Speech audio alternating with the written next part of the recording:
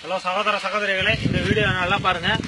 ஒரு நாள் தான் மழை பெஞ்சிருக்கு. நாங்க ஆந்திராவில் ஹைதராபாத்ல இருக்கோம். ஒரே ஒரு நாள் மழை பெஞ்சிருக்கு. ஆத்துல எப்படி தண்ணி போகுதுன்னு நல்லா பாத்துக்குங்க. நம்ம ஊர்ல வந்து ஒரு வருஷம் மழை பெஞ்சாலும் இப்படி தண்ணி போகிறது சாத்தியமே கிடையாது. அது கர்நாடகால கொடுத்தாதான். மணல் நம்ம ஊர்ல வந்து கிடையவே கிடையாது. இங்க பாத்துக்கங்க, மணலை பாத்துக்கங்க, எவ்வளவு மணல் அப்படியே இருக்கு. வந்த தண்ணி அப்படியே போகுது.